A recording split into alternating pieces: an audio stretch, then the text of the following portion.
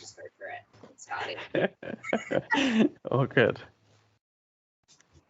Hello and welcome to 100% Real with Ruby. Today I have James on, and something we were talking about before I clicked record is the fact that people don't feel like they can actually lose weight, or they can diet, or they can stick to anything, or whatever their excuse is, in quotes, because they think they love food too much, or because they can't fit it into their lifestyle, or it's going to be too difficult to work their life around food, where food is like the focus of this whole thing, which you would have heard on my last podcast. It's not just about the food. Like, you can't just focus on the food without looking at the other elements of your lifestyle, especially the walking element and the activity element. But something that James was saying, which I'm going to let him bring up the conversation to start this whole thing up, is the reason that we don't hyperfixate on food so much and salivate and do all this food porn stuff isn't because we don't love food. Like, I freaking love my food. And that's why I do big meals. Like, I can't eat a meal that's under 600 calories. That shit doesn't fill me up. I love eating. And like, I can't do anything under 600 calories. It just doesn't do it for me. And that's the thing. It's because we don't restrict food. And the more that you have a restriction mindset, and the more that you approach fat loss from I need to cut food out, I have less calories to play with. I was having this conversation really funnily with someone about half an hour ago. And she's like, I tried to eat at the lower end of my maintenance and dip into fat loss, and I just couldn't do it. And I'm like, well, that's because you're focusing on eating less. And she's like, yeah, maybe I don't want to lose fat as much as I thought. I'm like, that's the thing. You're focusing on losing fat. You're focusing on food. You're focusing on the fact you're trying to lose fat right now. Just focus on all the other stuff outside of that instead of the restriction. And she's like, actually, yeah, that's what I'm thinking about, because my whole life I've been trying to restrict. So with that, I'm going to let James introduce himself and the topic around the language around food and the mindset that affects the way that your body then, I guess, gets its results. Yeah. So what do you want me to start with, that post? Yes. All right. No. So I had a conversation. So I run a gym and I run a couple of companies, and I had a conversation with just a client, just a member the other day, just in passing, and we're just talking about dieting, and she was just talking about what her struggles with. So I thought I would listen in, and she said something like really interesting to me. And I thought, she goes, you don't understand though, because you don't love food. And I was like, all right, let me just think on this, for a second, because that's a pretty weird thing to say, right? Because I think I like food. I don't really understand. I eat food. I eat a lot of food. I go out for food. I socialize around food. It's emotional. It's social. It's all these wonderful things. So I was like, so why don't, I love food? And the simple thing is what she believes is because I don't love food. So what she means by it is that she struggles with dieting because she loves food so much. But what she really means is she loves certain foods so much, which makes her love that food even more because she restricts it. So she's in this constant perpetual state of sort of dieting, wanting to lose weight. So straight away, first things human beings doing is they just go into this restriction mentality. But the things that you restrict are usually the things that you enjoy. I don't know why that's ever the case, but that seems to be the simple way that it goes. So when you restrict something, and you restrict something in a human's brain, that makes them want it more than anything else. Do you know what I mean? So when they're dieting, if they're going into levels of restriction, it then means they want that food. And then they go off their diet with that food, and that food makes them feel guilty. So therefore they don't eat it again. So by not restricting myself, I'll just read the post. I've got it up here now. I just thought. So I answered this. So by not restricting myself, I don't love food. I asked, have you thought you love food so much because at times you believe that you shouldn't be eating it? Is that the difference? You feel like you need to earn it. It's bad. You shouldn't. You do. It tastes amazing in that moment. You love food more than me. So I asked the question on my social media. So I asked the question, if you're one of those people who loves food, are you also someone who feels guilty for eating certain foods? The thing that I feel is really powerful here is that a lot of people approach any transformation journey, or they hire a coach and they feel like, hey, I'm hiring you for fat loss, let's lose fat. instead of realizing it's not about the fat loss, it's about how you set up achieving fat loss. Because fat loss isn't the goal. That's a vehicle on the way to the goal. The goal is your goal body composition.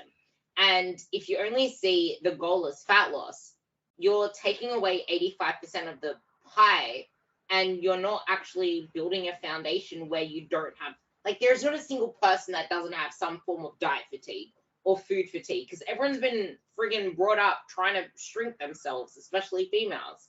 And that fatigue, that mentality, unless you give yourself a break from that to learn how to shift your focus, because I don't know whether you experience this, because I have it in so many conversations where people are trying to stop their body image thoughts, or they're trying to stop their negative thoughts, or stop stressing over building their calories up to an actual proper maintenance for themselves, because everyone's on suppressed calorie intakes.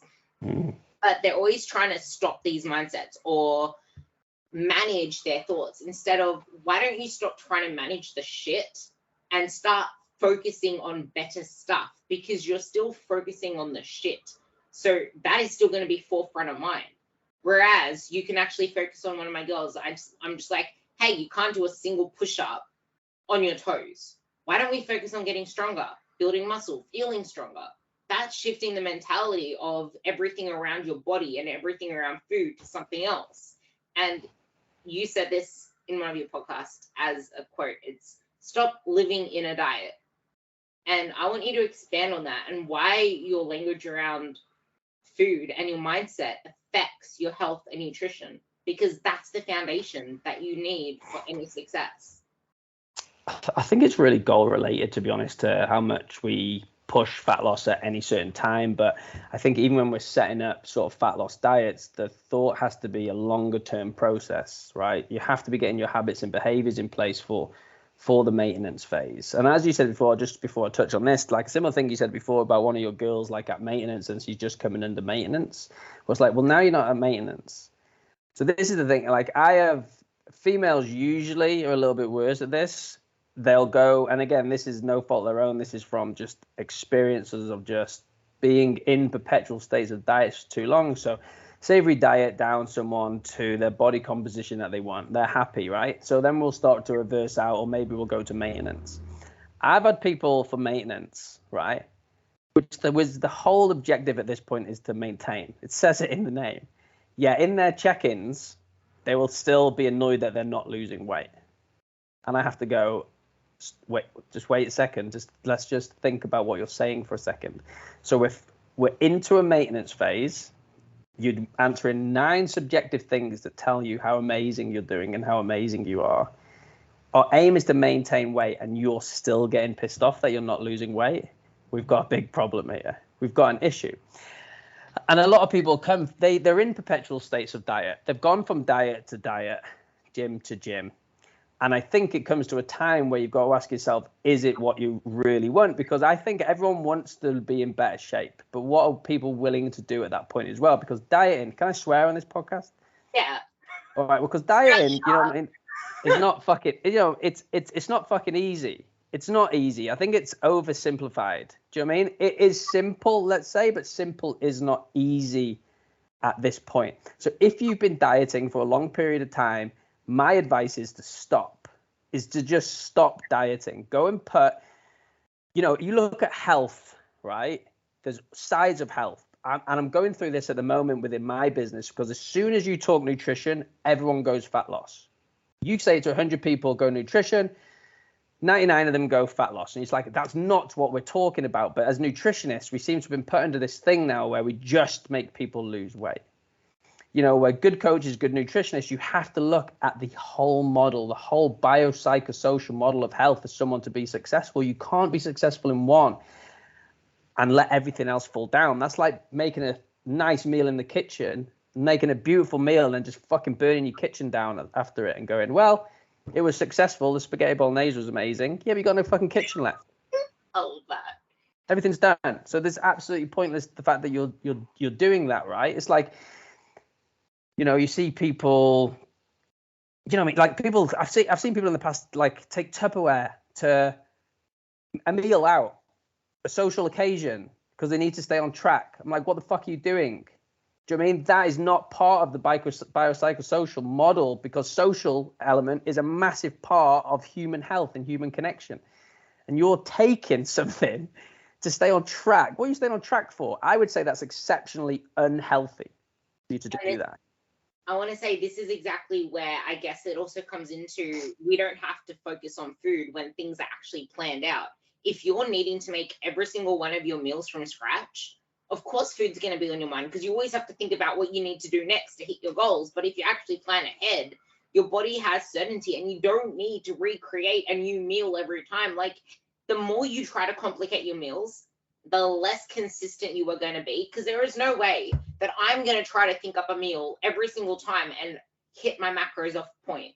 And if, like, the longer you do this, like, maybe okay, you're going to friggin' struggle sometimes to work out how to fit social meals into your plan to get the outcome, but over time you get better at it and you can match it. Like, if you have a plan, you know what the meal usually looks like for dinner, for example. You just need to match that social meal to that plan. And you mentioned this because I want to go back to it because it's so important. A lot of people struggle with meal planning or meal prepping or tracking their calories or whatever it is, because the only way that they got introduced to food and nutrition and thinking about this stuff is to shrink their body, to weigh less, for fat loss. You haven't thought about it as a way of, how can I fuel this workout? How can I fuel my body? And also realizing food isn't just fuel. It's the fact that we eat because we're emotional a lot of the time.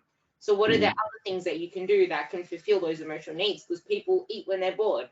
Okay, well, why is that? Like, what are you missing in your life? And it's that whole, like, planning, prepping thing that I just wanted to bring into that as well. Yeah, I think a lot of it just comes down to guilt, to be honest. I think, so no one should ever feel bad for eating something. Ultimately you have permission to eat whatever you want, whenever you want to eat it. So if you're going out for a meal and you're like, what are you on track for? Like, what if you've got a plan, what are you on track for? Have you got a fucking fight in the UFC coming up that you need to make weight for? Have you got a boxing match next week? Are you standing on stage, for example? If you're standing on stage and bodybuilding's your sport, then, maybe. But if you're having a social occasion now and again, go and eat whatever you want. Do you know what I mean? Try and make a good option. Try and make a better option. Maybe pick the second thing that you want most and not the main thing that you want most. Do you know what I mean? Maybe don't punish yourself for that whole day because you're going out for this meal. Do you know what I mean? So I think it's the mindset behind the social element, the preparation. It's like, I have this conversation with new dieters all the time. Have you got a plan for this week? I'll ask them to come up with their own plan. Monday, Tuesday, Wednesday, Thursday, Friday, Saturday, Sunday, breakfast, lunch, dinner, snack. Write down what you're going to have. I don't care about how many grams here or how many grams here, but you have to have structure to your plan for the diet for the week. And on Saturday, it might say going out with friends. At least now you're looking at that week and going, right, I know what I'm having. And it might change. I know what I'm having here. I know what I'm having here. I know what I'm having here. But people think that's just when you're dieting. This is forever. This is what every human being does. Ever. I got 2 kids at home on my fridge. I know what we're all having for dinner all week because it makes my life a hell of a lot easier. I know what my lunches are. I know what my breakfasts are. See, that you just said something very key there. It makes my life easier. A lot of people are saying they don't have time to prep. They don't have time to plan. It's like, this is actually giving you time. And once you have structure, then you can put calories to things. Then you can put macros to things. The reason, like, and then you can actually work out what you can fit in when you're going social. Like, when I eat socially, I pick foods that I can literally tell what ingredients are in there, because I don't know what the restaurant's going to do. Like, I would pick something that's like grilled because I know that I'm going to feel more satisfied with it. It's going to actually satisfy me. Like, I'm not punishing myself by picking that option. It's like, I'm actually tending to the fact that I can live a leaner lifestyle, eat socially, pick the foods that I will enjoy, because I know, hey, I'm going to be satisfied with this. I don't need to eat for a party in my mouth, because I have more control of that at home if I want to have a party in my mouth at home. But when I'm eating out, I'm there for the social element. I'm there for the social health. And you don't actually crave every single item at a restaurant when you aren't perpetually dieting and you give yourself the ability to eat that stuff outside of the social event. And like But you said, I think the problem is here a lot of the time is that people will tend to pick a meal that doesn't align with what they're trying to do because they're restricting prior to that. So when they're out, they're excited by it. Do you know what I mean? So again, it's that mindset of you can have anything, but when you give yourself that ultimately all the time, then you'll make greater decisions. You know, and a good thing about eating out a lot of the time, Richard, and again, because if you're eating out, right, if you're eating out once every now and again, go crazy if you want. Do what you want to do that's going to make you happy and it might make you adhere to your diet a little bit longer term. If you're out all the time, then it's like, right, do you want to get somewhere or not? Because you can't have your cake and eat it at the same time, right? So when you're going out a lot of time, you can still enjoy the social environment. Nothing will change. Nothing will change bar the meal on your plate. And once you've eaten that meal, you're not going to wish you had something else. But I find it quite funny, right? There was a research paper in the UK done where it said the average takeaway, I think it was around London, was around 1,000 to 1,500 calories on average over a huge amount, right? So I'll have clients come in and they're like, yeah, I went out on the weekend. And they did make a better decision in fairness. There's like, I had an omelette. Wonderful.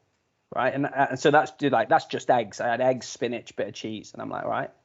So do you ever make that at home? Yeah. Does it taste the same as you make it at home? No, so different. Why do you think?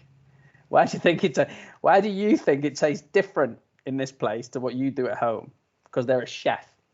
Their job isn't to care about what you're trying to do with your body. Their job is to make it the tastiest shit you can do so you keep coming back and you go, it's amazing. So well done on picking the better option, but don't put in your MyFitnessPal that you've just had a few eggs because you have not. yeah, that's why it's like you need to pick the ingredients apart. Like I wouldn't order an omelet, I would order eggs, like actual eggs, because I can see the eggs on my plate and I know that it's just an egg and you can tell how much it's fried. But this is why maintaining is actually the greatest progress you can make, because everyone has lost weight once in their life. But like you can start off with the best intentions. You all know my story. I competed so many times. I started off with good intentions before I fell into that cycle, and then I covered it up and escaped competing through powerlifting. And I still had to make a freaking weight for that. And it's funny because the grind that I had to put through to make my weight class, that stress, I had to always do a weight cut of like 6 kilos over 2 days to actually make my comp weight. And I'm a small person. So it was drastic for me. And now it's funny because over lockdown, I was also weak. There's also that to think about because I wasn't training for strength. But I easily sit at that same weight class now. I don't like talking about weight, but that's why I'm not saying numbers. But I sit at that exact same weight class now, and I'm actually building and aiming to put on 0.3 kilos a week. And that's funny because before I was struggling to even lose anything. And now I'm intentionally building my body. And I feel like this is where a lot of people go wrong and why they feel like all they do is gain the weight back. Because the only time they're intentional is when they're trying to lose the freaking weight. Yeah. You're not intentional outside of the fat loss phase. So what happens? You don't give the same effort and energy to your training sessions. You're not pushing it. You're not putting the same energy and effort into, okay, I'm not going to mindfully nibble now. You're more cautious of that stuff when you're in a fat loss phase. Yeah, I think, when I'm starting any phase with someone, it depends what they've got. If there's like a metabolic issue, we'll start at maintenance. We'll fucking work hard to figure out their maintenance at the start, and then we'll start playing around with their calories. If they want to get into dieting and they're dieting and they're good to go, I will tell them, this isn't the end. Like once you're where you want to be, like it's go time. This is when we pick up the intensity of things. Do you know what I mean? Your diet is not done. Nothing is done until we've maintained your current shape or your current position for X amount of time, depending on how long the dieting period was. That's something you said there is really important. I want to dig more into that. And that's a lot of people aren't willing. We already spoke on this at the very start, and it's important that we need to talk about, and that's a lot of people aren't willing to actually start at that maintenance phase, where I feel like a lot of people do. Even if they are at, like, a lot of people can make a lot of progress in maintenance to start with because their habits have been all skewed. Like, in that foundation phase, just by reestablishing your maintenance, if you are going from more processed food to minimally processed food, that automatically can boost up your metabolism through the thermic effect of food. If you actually start walking more in a new, like, I don't want to call it maintenance because maintenance is maintenance, but foundation phase, if you start walking more, focusing on sleep, focusing on your health, because Luke's my mentor as well from Muscle Nerds. So we all know that focusing on health is going to get you a lot more results long term, because if your body isn't healthy, you aren't going to respond to shit. And again, people do not give enough attention to the mental aspect of dieting, the mental aspect of fatigue when you are chasing fat loss. Because I can tell you right now that from chasing my bodybuilding for so long, I couldn't even put like anything on the scale without having a panic attack, because I was that diet fatigued. Like, I will tell you right now that the thought of even tracking my food, I wanted to do it because I wanted control over my food again. But I just couldn't even think about tracking my food. I was that diet fatigued. And so many people go through that for years and they're still not willing to take a step back to actually progress forward. I mean, diet fatigue is a very real, it's a very real thing. Like, you see it, say if you're going through a 12-week phase of dieting, and we'll touch on maintenance in a minute, but say if we just go through a 12-week phase of dieting, right, and they're losing a little bit each week, but then magically they just stop. They stop losing, and they'll go, fuck, what's happening? It must be like diet-induced thermogenesis. I must just be adapting. Body's finding homeostasis. Still doing my steps. Have you ever thought that your accuracy is now off because you're just super fatigued and you're just mindlessly doing these little things? Like, your body doesn't adapt that fast, right? Its body just doesn't change automatically. Like, you can't lose 1 kilo one week and the next you're fat, and then the next week go, it's my body. No. So what are you doing differently? You know, and I think that comes down to an ownership of understanding, to be like, right, maybe I am doing something differently. You know, and maybe at that point you need a refeed in your diet or something that might pick your energy back up, so your non-exercise activity is a little bit higher, your exercise activity is a little bit higher. But diet fatigue is an extremely real thing. But I think the more people realize that I am fatigued, I am extremely fatigued right now, or like I'm making unconscious decisions, then it might be time to figure something out. Then it's time to like adapt. This is why you need to stop living in a diet. And I spoke about this with leptin, with the way your body responds the second that you start dieting.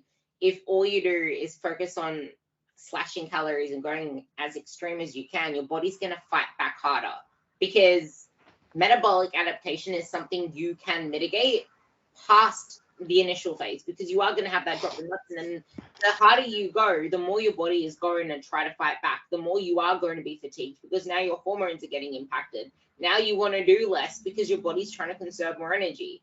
Now you have mental fog. Now your sleep is shit, which I do want to talk about sleep and stress management as well, because people don't realize how important lifestyle is in this. People are too busy looking for food answers, calorie burn answers, cutting things out answers, where you don't actually stop to think, hey, if I look to my lifestyle, I can make this a lot more enjoyable, instead of focusing on trying to lose weight all the time. Like we said, weight loss isn't the goal.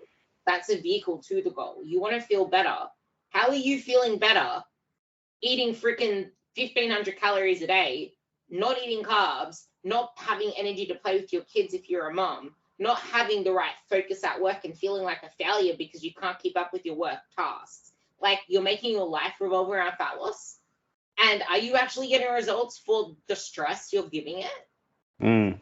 Well, I think that's the big one. Are you actually getting the result from the diet, from the effort that you're putting in? Because I do think dieting is extremely individualized, and extremely in terms of like the method that you use in order to get the person to lose weight.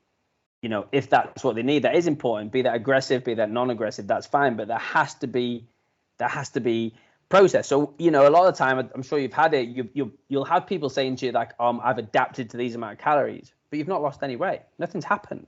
You're not adapted to anything. You're not adapted to shit. You're just not doing what you need to do in order to maybe get it done. So that's where you need to sort of flip things back. And this is the sort of the whole mentality around dieting. But, you know, some people, again, me, I'm quite pro.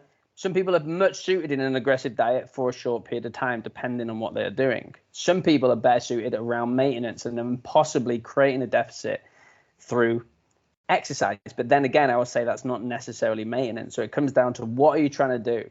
Are you trying to maintain? Are you trying to gain? Are you trying to recomposition? Are you trying to lose fat? What are we trying to do? And then pick the method that their mentality aligns with. Because again, if you go to every client, hey, we can knock these calories down in the next X amount of weeks, but it's going to be really hard, pretty tough. 95% of them are going to jump on that and go, I can do that. I want to do that. And I'm going to say 95% of you can't do that. It's that person that maybe said they can't that I'll give it a go with. Do you know what I mean? The rest of you, let's figure this out. Yeah. And people come to us. I actually kind of hate the word maintenance in a sense, because it doesn't even sound sexy. So I call it building. You're either in a fat loss phase or you're building, because you can still build in maintenance, because building doesn't just refer to muscle. It refers to building your mindset, building your lifestyle, building your habits, building your metabolism up, because you can still fit in, find ways to get your 10K steps in, 12K steps. I like the 10 to 12K buffer if you can actually get to 12K and fit that into your lifestyle, because that will allow you to eat more in this friggin' hedonic world where everyone wants to eat delicious foods that don't really come friendly to a waistline. So the more that you can look to your lifestyle and look for, where can I actually inject energy into my lifestyle so that I can get more bang for my buck, that's going to lead to long-term success. When you're going out on holidays, you have more buffer room now. But people come to us, I want you to talk about like certain cases, because I'm sure people will be able to relate better, already depleted mentally and physically, which is why it is so important for you to set yourself up for fat loss first. It's not a step back. It's actually more so doing, let's say, instead of moving the furniture so you can just have your fat loss phase and laze about with the furniture, you're doing a whole renovation to the house, because then we can actually live in a better house and rearrange the furniture with a lot more room and still be cozy in that environment instead of being all cramped up in an attic. Yeah, no, I get what you mean, and it does. You do have to work on everything. It has to be your lifestyle, it has to be your behaviors, it has to be your mindset. Because again, if you look at any sort of foundational pyramid for fat loss, lifestyle and behavior comes. It's first. Like, before absolutely anything, what you do, you need to be in a good place enough to actually want to do it in the first place. And then something I'll ask at time is like, why do you want to do this anyway? It sounds quite funny coming from a nutrition coach, where so many people will come and sit down with me, or I'll speak to them on the phone like, I want to lose fat, and I'm actively pushing against them to not come and do this. I don't think, why are you doing this? Why do you want to do this? I just don't like my stomach. Okay, let's take this a little bit further. Let's see what we got to do here. Like, why do you want to diet? It's just, we live in a world at the moment where everyone just feels that they need to do it. It's like, why are you doing it? It's like a perception. Someone else is doing it, therefore I'm doing it. But the weird thing about perception is the fact that human beings act the way that they think they're perceived, not the way that they are. And that's where we fall into a dangerous game. I feel like it's harder to say no to delicious things as well, until, like, a lot of people do work offices, like work lunches and stuff like that. It's a lot harder to say no to things at work, things in your environment, when if all you ever thought about was, I need to do this forever, I need to eat this way forever. And that's exactly why we're saying, no, this is why fat loss isn't your lifestyle. And if you spend more time at maintenance, if you spend more time fueling your body, which is why maintenance is a building phase, you will actually realize that you have that flexibility and you won't be so food focused. And yes, you can eat that pastry, you can eat that taco at work, because it fits. Anything fits if you make it. It's just that you need to tick your boxes. Are you eating your protein? Are you eating your veggies? Are you eating your fruit? Are you able to hit your calories for the week? It's not even hey, like you don't need to be in a deficit every single day. I have a girl going out to dinner today and she's in a deficit at the moment. She's like, what do I need to swap to fit in this food? I'm like, just swap your dinner. You'll be over by probably just a couple hundred calories, but who cares? Diet maintenance, cool. Like you are able to do that when you're in a deficit. You're not taking a step back. You're not going to gain fat by eating in maintenance one day. No, and I think that's it. So I think a couple of things you touched on then, like you don't have to be like, people don't understand when you give someone, say, a calorie intake that is a little bit lower than usual to elicit fat loss. People need to have a great understanding that this is not the way that you live. These are the lowest calories you will hopefully ever be on in your life, right? The lowest. But everyone just goes, you said it, 1,500, right? So I'll have some females around the gym and they'll go, I'll start dieting again. Let me fucking guess how many calories you're on. 1,500. Every time it's the same calories, right? 1,500 or 1,800 or 1,200. It's the same thing. You don't live in a diet. Your diets are there for short periods of time, very short periods of time. Another thing is like, people bringing foods into offices and having delicious treats. And there's a few reasons why people do this, and the literature says so as well. It's the fact that it's bonding, it's togetherness. People bring food into offices so they don't feel alone when they're eating it. They feel a sense of connection. So they're going to do it. They want to do it anyway, but they think if everyone else is doing it with me, therefore it's fine. So they make themselves feel a little bit better about it. So, I will say to my clients a lot of time, like a good relationship with food is being able to say yes and no without guilt, because we can go so far the other way. No foods are off the table. We can have whatever we want. We can do this, we can do that. But then, so everyone starts eating food and they're like, I'm fine with it. I'm fine with it. I'm fine with it. But if you keep being fine with it, then you're never going to get your results that you want, because you keep being fine with everything that you're eating. So you need to be able to say no to things as well. I'm the same with alcohol. Like, I enjoy a drink. Okay, I'm from a rugby background. I'm from the UK. Culturally, I enjoy a beer. I struggle to say no to beer. I'm working on it. So having the ability to say yes and no at any given time shows that you've got a good, true relationship with food. Touching on the alcohol thing quickly, people don't realize just how negative alcohol is to any body composition goals. Like, you should hardly be having any alcohol at all in a fat loss phase. And this is why you don't live in a fat loss phase, because you can start to allow more of it in outside of that. But if you think about how many calories are in alcohol, hey, guess what? Alcohol is not calorie free. I call it the tax burden, because it actually stops your body burning fat and building muscle if you drink it. But something to keep in mind is, again, it is like any other junk food. Just because you have to restrict it a lot more in a diet does not mean that it's completely forbidden. The more you try to keep it forbidden, the more you're going to have the elastic effect and go boom and then try to have it all. But I think alcohol. So I think alcohol's a big one. Obviously, because I do enjoy beer, I know quite a lot about it. I've looked into it. You know what I mean? So obviously, alcohol's usually 7 calories, per gram. But like, it's not to say you can't build muscle or lose fat while you're drinking it. You can't at that period of time, right? Because again, you drink it, goes through these processes. Ethanol turns into something called acetate. Body turns into a poison. Your liver now has to get that out. It has to get this acetate out of your body before it metabolizes anything else. So while you're drinking and while alcohol is in your system, then you can't do anything, right? Alcohol is another thing. Like, no one's going to sit here and say, I can't speak to anyone and go, there's positives to alcohol, bar that it's quite fun now and again. Like, there isn't. Like, it's a lot harder, right? And it depends on what you're drinking, how much you're drinking. There was a paper, let me get it up. There was a paper. So this was done, I think it was alcohol and then sleep. So alcohol deprivation, like, someone's sort of hormones and someone what they felt after drinking, right? So this was a 28% increase in the hunger hormone, 18% decrease in satiety. That had an increase in fatigue, a decrease in energy expenditure, a decrease in mood and motivation, an increase in exaggerated food walks, and an increase for desire, for hedonic foods.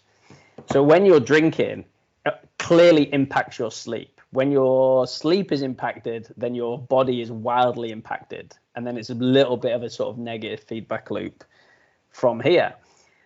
I think alcohol can be a part of people's lives, but again, I think it's very dependent on what we're trying to achieve at a situation.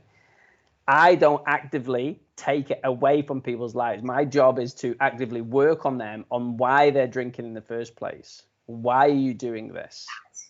Yes. You know, if you're having a couple of beers every single night, why are you doing that? Because if you're doing that to de-stress, you are wildly mistaken, because you are putting yourself in such a more stressed state. You feel less stressed for this certain period of time. Now you're going to go to bed. Now you're going to sleep worse. And now your next day is worse. So you go and repeat. So again, does that make sense? That's actually the most important thing to realize, which is something I have a discussion with my girls all the time. It's like, but why do you feel the need to drink past a couple of glasses? Like, what are you getting out of it? You're going to get no benefit past the second glass if you're tipsy. You feel like you're out of control of your body. Like, what do you gain from that?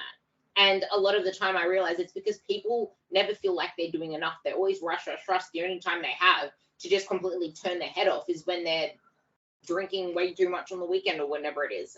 But a lot of time it's escapism, right? It's a way of escaping current reality for certain periods of time. Drugs, alcohol, it's the same, right? People are unhappy with their current reality, so they do things in order to take them away from that current reality and whatever level that can be. So it's the reality and it's the lifestyle that you have to sort of go into. You have to understand why you're doing it. You know, what is going on. And it can actually lead to increased fat gain over time because of your behaviors around that event. The next day, I don't know a single person that has an ounce of motivation if they drink too much the day before. You're going to move less. You're going to feel less wanting, like less willing to do, like to even train. If you don't have a lifestyle of activity, if you don't have a lifestyle that James and I have, if you don't have a lifestyle that is focused around, I'm just going to get shit done anyway, you're not going to make a single ounce forward to your results that following day.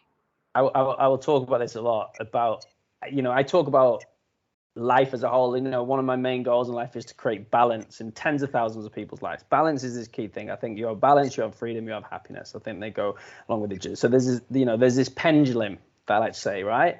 Let's call this side the darkness, okay, or bad, and this side the light and good. And it's yin and yang, right? You can't have one without the other. But if you are willing to swing it one way, Luke says it best. If you're willing to eat a kilo of meat, you need to be willing to eat a kilo of vegetables. It's the same concept, right?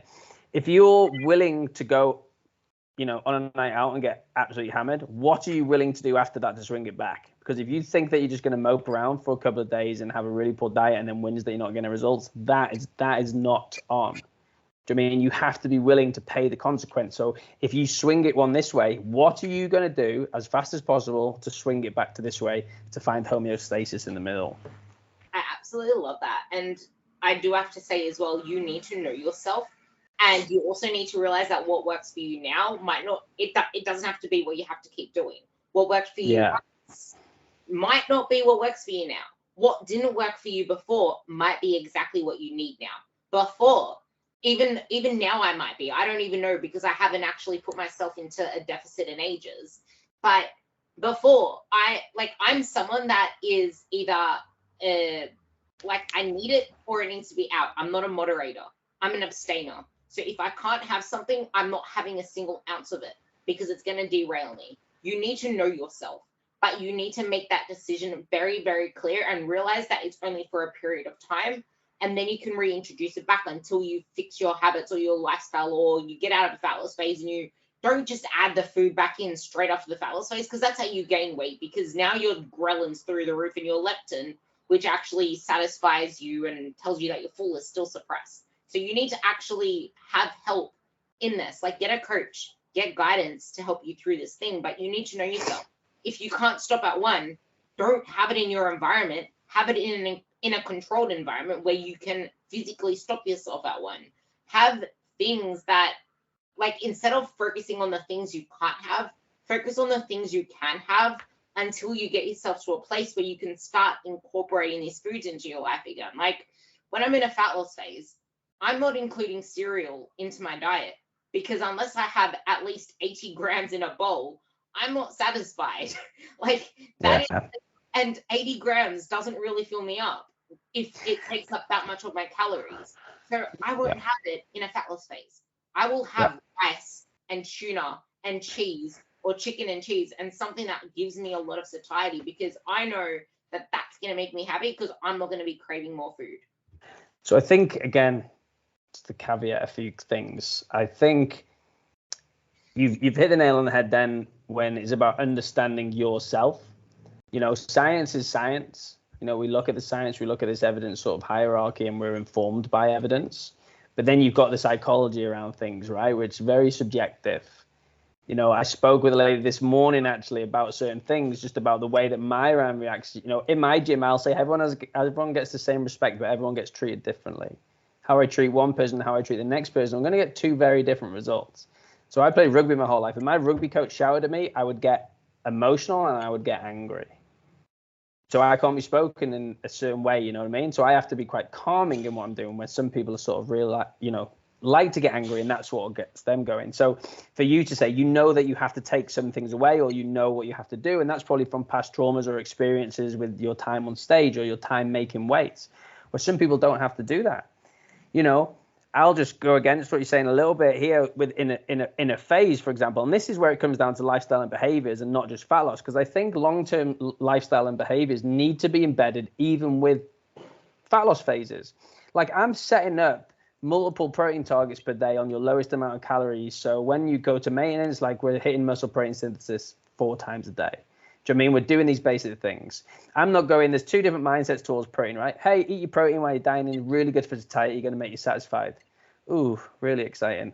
Hey, what we're going to do is we're going to hit your total protein, but we're going to spread it over 4 portions, because what's this going to do is going to help you, allow you to build better body composition. It's going to help you to be able to recover, blah, blah, blah, blah, blah. It's like, oh, God, that now, right, I have an understanding of what I'm doing. And then you come back to the emotion of things as well. So I've actually got some people dieting where they're emotional eaters. That's what they tend to do. They're emotional eaters, right? So I'll go, okay. So I'll get them a lot of the time. I'll say, write down the top 3 things that you go to, right? And I hate the word binge eating as well, just before it's like, some people, they'll always go, I'm binging, right?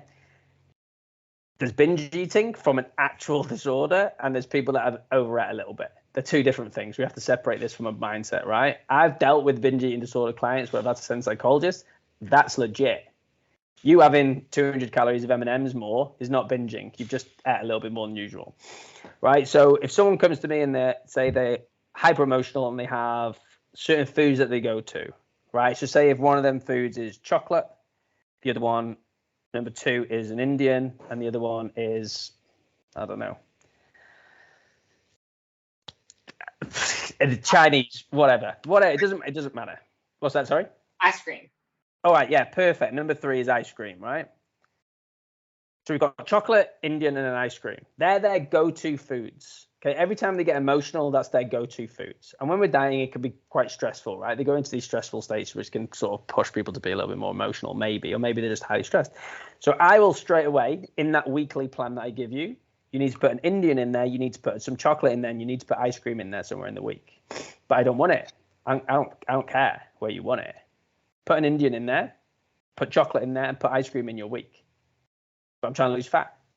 Put an Indian in there, put chocolate in there, put ice cream in there. Right? So they get to that day, right? Oh, it's Tuesday afternoon. I don't even want chocolate right now, but chocolate's here. I do enjoy chocolate. Yum, I get to have my chocolate. Okay, Friday night, they might go, okay, it's my Indian. You know, I like having a takeaway. I don't really fancy it too much, but I'm going to have the Indian, right? 2 weeks later, how's everything going? Good. How's the emotional eating going? Oh, I haven't felt really emotional, or I've not lent towards these foods. Well, why haven't you lent towards these foods? Because they're a part of my diet already. Do you know what I mean? If you go to something every time you're emotional, and they're your go-tos, why don't you just add them into your diet to everyday life? And then when you get emotional, you don't lean towards those foods, so you just automatically make better decisions going forward. There's 2 things I want to say. First, I want to reiterate what I was saying before as well. I always give my girls a dessert at the end of the night, because it's like, you can easily just brush your teeth and go to bed anyway. But I will always give my girls that option of chocolate and ice cream, and I give them things they love in their diet themselves, so that they don't feel the need to then snack or eat the kids' food. It's like, you have it as part of your diet all day, so eat it. But then I also have clients, I want to phase into that stress, sleep, lifestyle management in a second. But I want to reiterate that you need to learn to say no a lot more. As soon as you master your no, you can actually say yes to things that are a fuck yes and that matter to you and that actually add to your life and that aren't just yeses for the sake of saying yes. So master your no to give better yeses. And back to that thing, I have two girls in particular where we have to like literally say, just stop buying all chocolates. If you want to have a chocolate, have it outside of the house, because if you have one, you're going to eat 100. So either moderate it or completely get rid of it, and instead find something else you can moderate that fulfills that need. And also, why is it that you feel the need to have all this? Kind of like alcohol, food, same thing. Always stressed out, always trying to do 100 things and be everything for everybody and manage the kids and be too much for the kids because she feels like she's not enough for the kids.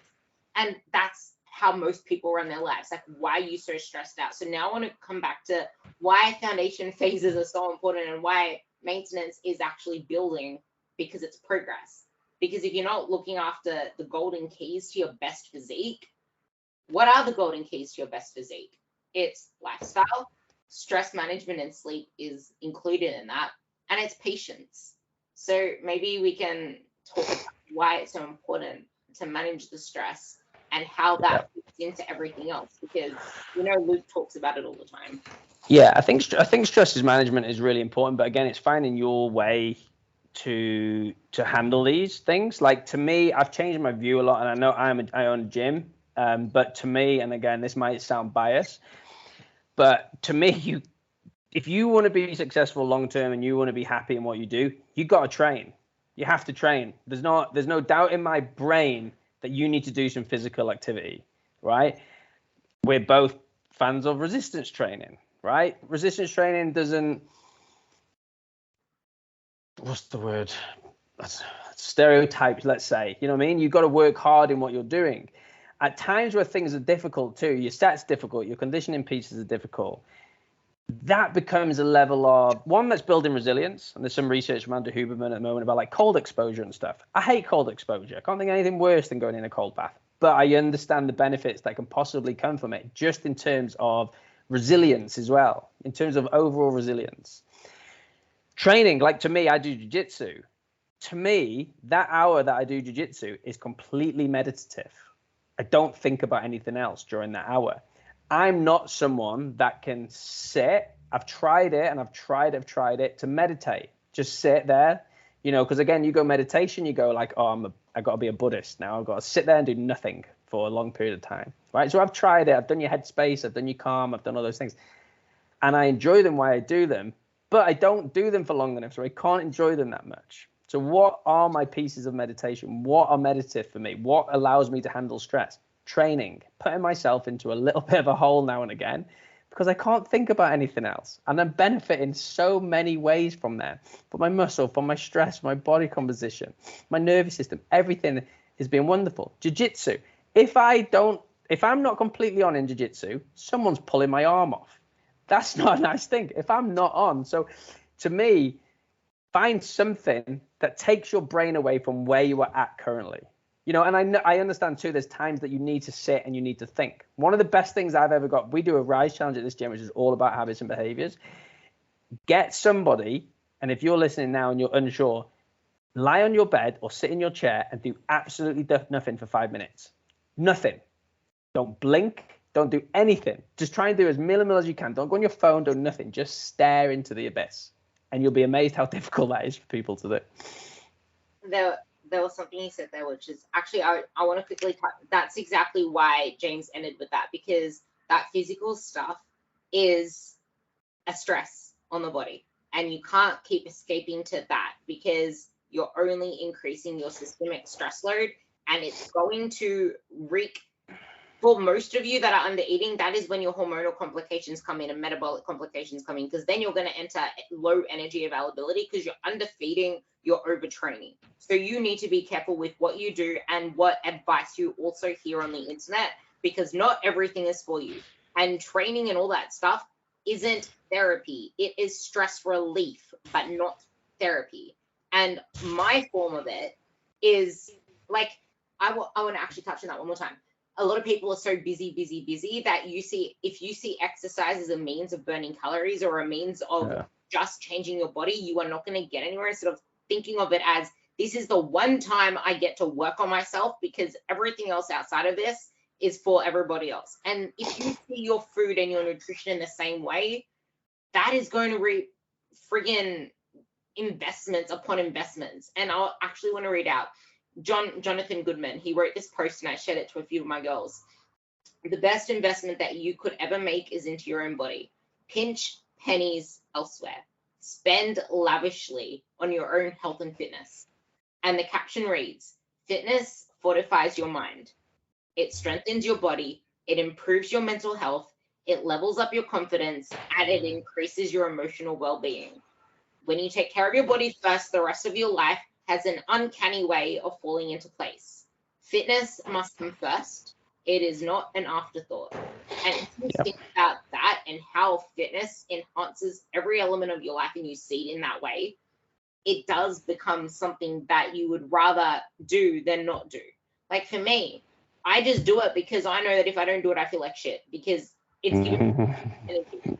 I feel, not only mentally, I feel shit on myself for just not showing up for myself, because I do if I don't show up. And if I know that I didn't push myself to the best of my ability, I feel shit because I know that I could have given better. But I'm also realistic about the fact that, yeah, but could I really have given better, or do I really just feel like I'm shitting on myself? Like, I need to reward myself for the effort I'm putting in order to have the positive feedback.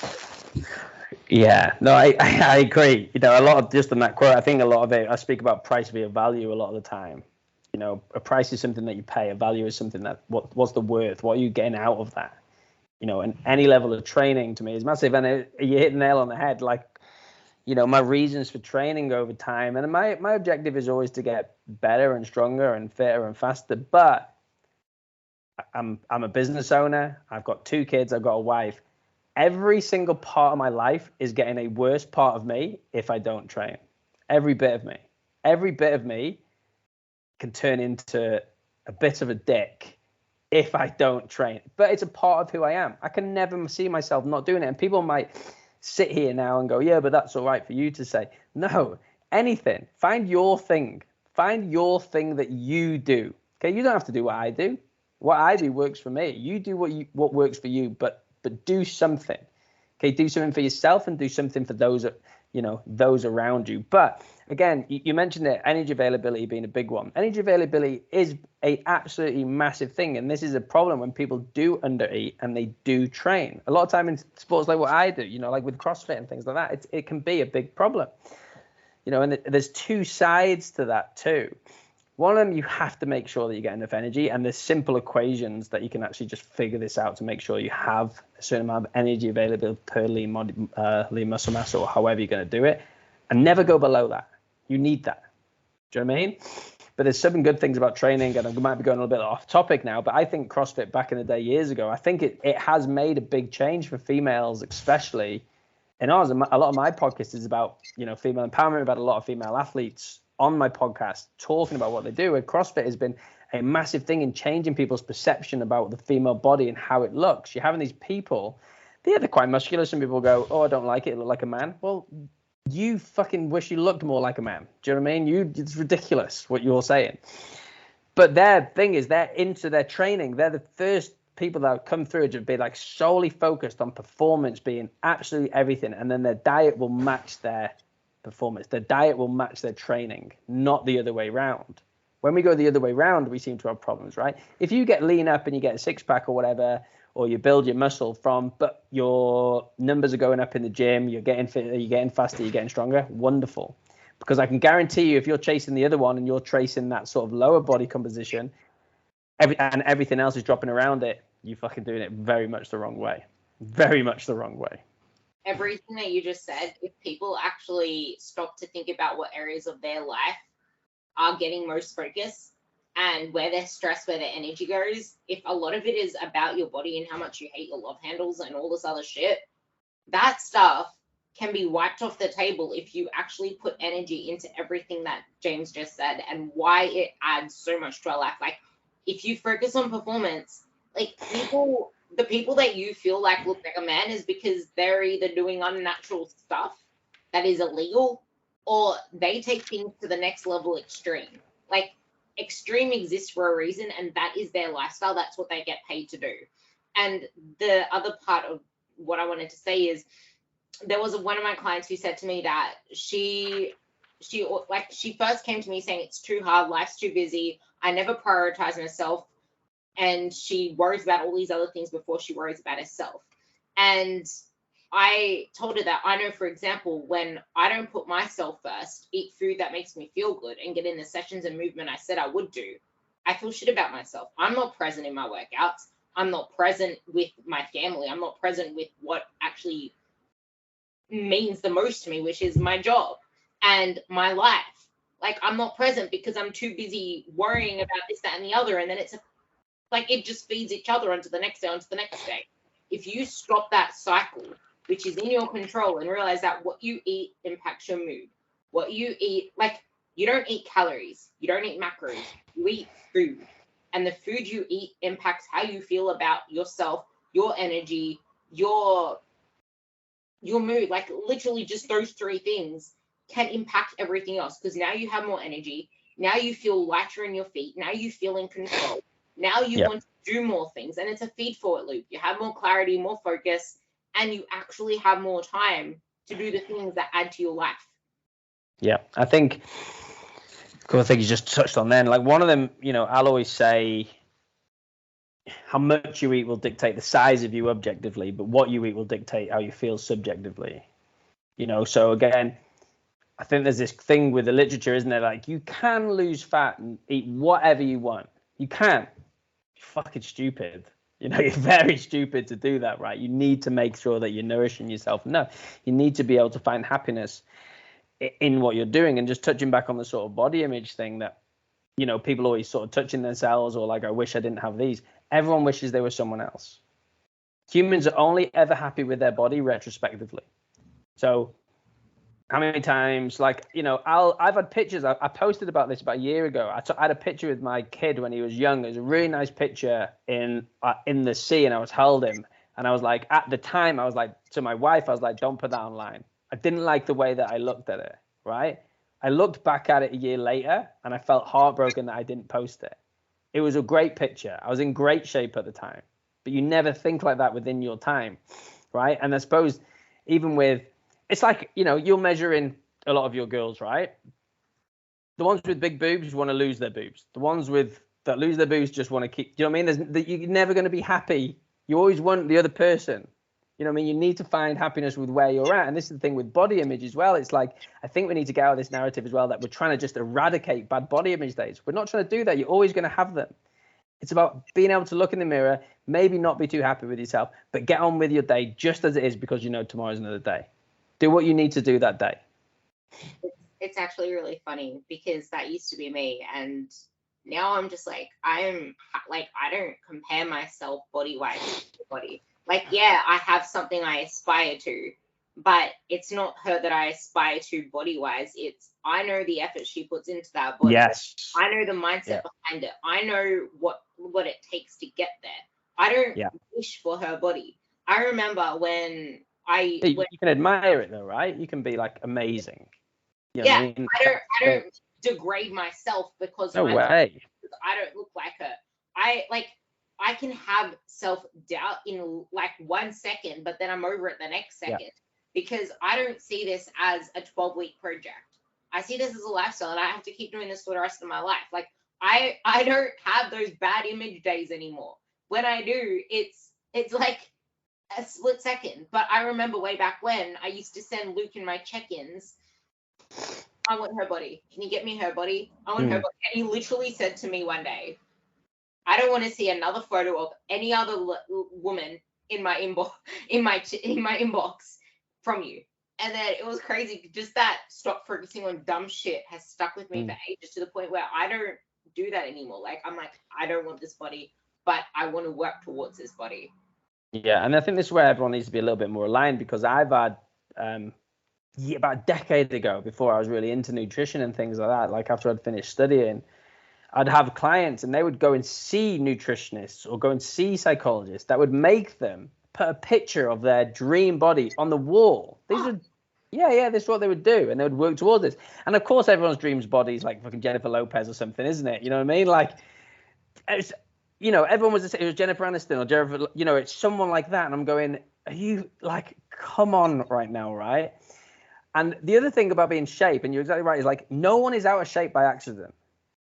We really sort of underdo the effort that people have put in. I see it in a gym. We're a performance center, right? And people will go, they'll start being jealous, like, oh, why can't I do that? Because you fucking don't deserve that yet. You've not been there yet. You've not done it. You can't build muscle. You can't build it without effort. It requires effort. Some people come in, oh, that girl clicked to it really fast. Yeah, but she's also got, 12 years of elite sport background. You're just coming in for your first time ever gymming. But I've done it a year younger than you. No, it doesn't matter. Training age, everything like that, that makes a big difference. So you have to you can admire people, but you should never I'm trying to think, like comparison, the thief of joy, right? You should never compare yourself to someone else because you don't know what the hell that other person has been through. And then on the other side of things, I've dealt with people with eating disorders in the past that have lost a lot of weight in a short period of time. And people will go, oh my God, you look amazing. You look so lean. Stop touching on people's body image. Just stop it completely. It's so irritating. You have no idea what the person is going through. Stop saying it. We said that at the very start of this podcast, and that's exactly what keeps us stuck in that diet cycle, is because we get attached to those compliments that we're scared of doing anything else. I'm not going to get the compliments anymore. They're going to feel like I lost control of my body. And it's a shame because everything has been so body focused that there's no other reason other than to feel like crap there. But that actually flew so fast, and I just realized how long we've been talking. But is there anything that you want to sum up with in that? Because I wanted this to be all revolving around not living in a diet, how mindset affects your health and nutrition, and how the foundation of it all is actually the key to it all if you want to keep it off. Yeah, I don't know. I think people just have to really make the decision for themselves depending on what they want to do. Getting a little bit of help and helping you along the way and actually finding someone that knows what they're talking about and knows best for you is the right way to go. If you've been in perpetual states of diets for a period of time, my message to you is just stop. Just stop. Focus on other things. Don't even care about your calories. Go and focus on finding a way to de-stress. Go and focus on training. Go and focus on your sleep. Read a book, personal development. Do something else that's going to make you feel amazing. There's so many things that make you feel amazing. Looking after your calories and weight loss is not one of them, because I guarantee unless you fix that other 10 things on that biopsychosocial model, when you lose the weight, you ain't going to be any happier anyway. You just believe that you are. It's the same with pay rises. Oh, when I get this next pay rise, I'm going to be happier. No, you're not, because you're still in the same shit job. Still the same, and you're still unhappy in what you're doing. So stop dieting. Stop looking for that. Again, if you want to diet, again, just think about the reasons why you want to diet. And again, Ruby's right in what she's saying. Living at maintenance or actually trying to maintain your current weight for a period of time while working hard on yourself is a very progressive way to think. And if you've actually lost a little bit of weight for a period of time and now you're struggling with weight loss, if you can maintain that loss for a period of time, you've done exceptional. That is amazing. If you've lost 1 kilo and now you've maintained that kilo for the next 4 weeks, that's amazing. Congratulations, you've lost a kilo and now you've maintained it. Look at maintenance as progress. Maintenance is progress. Maintenance is the most important progress of them all. Nothing matters unless you can maintain it. Those last few words. Nothing matters unless you can maintain it. And I do want to just highlight one thing you said there, because a lot of people be like, I can't do that. But just because you're not focusing on perpetual dieting anymore does not mean you're going to gain 100 kilos overnight and look like a like. No, wait, that's pretty. It's not. People think fat gain is like a really easy thing. If I look at that cake, I'll put on 3 kilos. You won't. That's not science. That's not how it works. You live in a restrictive mindset because you're going to keep binging until you get out of that restrictive mindset. Yeah. Allow yourself foods. Like, be free. Try and find ways of eating that fit your lifestyle, that make you happy. And at the same time, stop thinking that gaining weight is the worst thing ever in the world. Everyone thinks it's the worst thing ever. Like, weight loss is an absolute fucking travesty. Since when? Since when? I just want to say the only reason it feels that way to you is because you feel out of control. And I highly suggest getting a coach, because it takes out the guesswork, it takes out the stress, and they will teach you. If you get the right coach, like James, like me, like people that are in the circle of talking about this stuff, you will actually see the most progress you ever had in the however many years of your life. So I highly suggest you do that. And with that, where can they actually find you? What's your Instagram handle? And I'm going to leave them in the show notes below. Let me see. I think my personal one, sort of work one, is Coach James _rebuild. Because everything that I do, I think, for my whole life, like, I'm a coach first and foremost, behind any business, behind anything. Like, it's like core to extremity work, right? I'm a coach. That's what we love to do. And then my gym is called Rebuild Health and Fitness. That probably has a lot more content than my Instagram page. The business takes priority over my personal. I feel like everyone who actually looks at the podcast clips can gain so much from there as well. And if you haven't listened to the blood pressure podcast that Muscle Nerds did with Rebuild, I highly, highly recommend it, because it's not just about blood pressure, but it's about how your health impacts your results if you're not putting care to it, and how your lifestyle impacts your health, which impacts your results. So with that, thank you for coming on. And if you got any value from this, if anything resonated with you, let us know. And like always, come and let me know what parts in this actually sung to your heart. And don't forget to rate the podcast if you liked it. Thank you.